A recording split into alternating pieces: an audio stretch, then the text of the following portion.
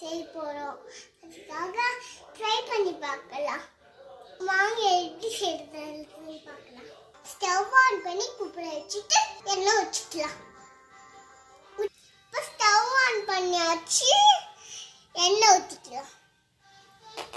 எண்ணெய் ஒரு ஸ்பூன், நெய் ஒரு ஸ்பூன் ஊற்றியாச்சு. எண்ணெய் கொஞ்சிச்சு ஸ்பைசஸ் போட்டுக்கலாம்.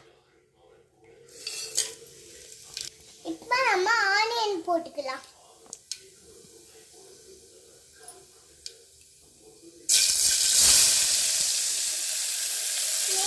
டொமேட்டோ போட்டுக்கலாம். ஏன் நம்ம தக்காளி கொஞ்சமா போட்டுருக்கோம்னு வச்சுக்கோங்க.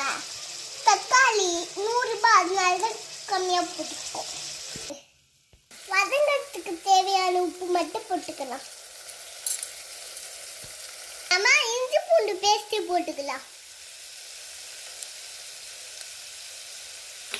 மிக்ஸ் பண்ணிக்கலாம். பச்சை மிளகாய் போட்டுக்கலாம்.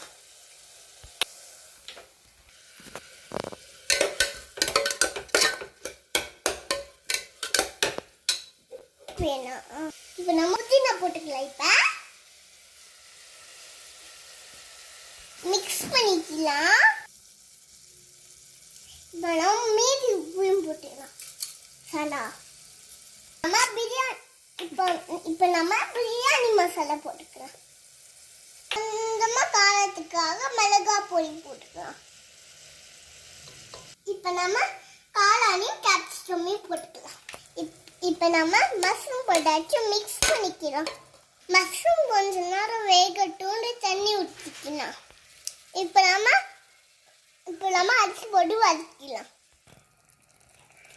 டம்ளர் அரிசிக்கு 2 டம்ளர் தண்ணி ஊற்றிக்கலாம். இப்போ நம்ம உப்பு காரம் கரெக்டாக இருக்கான்னு பார்க்கலாம்.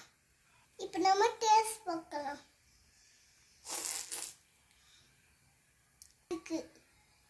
கொஞ்சம் உப்பு கம்மியாக இருக்கு. போட்டுக்கலாம். இப்போ குக்கரை க்ளோஸ் பண்ணிக்கலாம். 2 விசில்